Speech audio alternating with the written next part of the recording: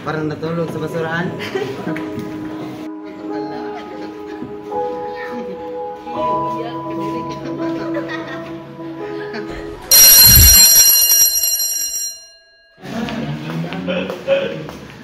Guys, nakita niyo ba yung bag ko? Iwan ko lang doon sa upuan ko. Oh no, nawala? Guys, nakita niyo ba? Kita niyo.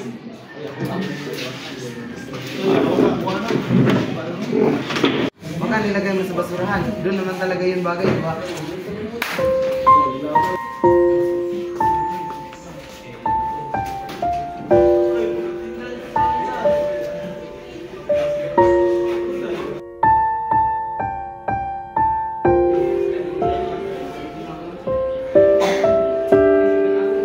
Kawawa naman si Mika. Guys, hindi tayo pwede mangyayang dito. Baka tayo na ng pagbulian kapag alam mo tayo.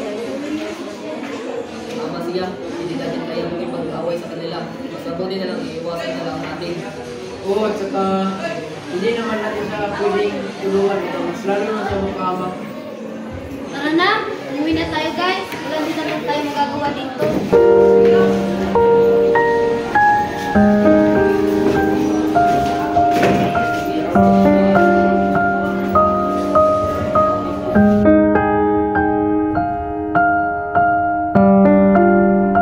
Napansin mo ba si Mika? Hindi na siya nagsalita. Oo, parang gusto na niya umiyak. Hindi maalis sa isip ko. Parang ang bigat sa loob. Same. Parang mali talaga yung ginawa natin. Oo nga, nakonsensya ako sa mga ginawa niya. Humingi na lang tayo ng tawad.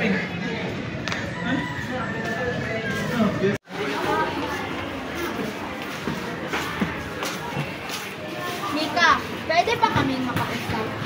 Pasensya ka na sa mga nagawa namin. Hindi namin alam na ganun pala yung kabigat.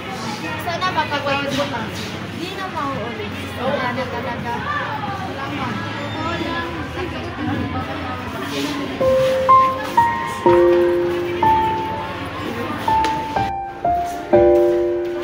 Lahat tayo nagkakamali, pero ang tunay na tapang ay nasa pagtanggap ng pagkakamali at ang pagbabago ay nagsisimula sa konsensya.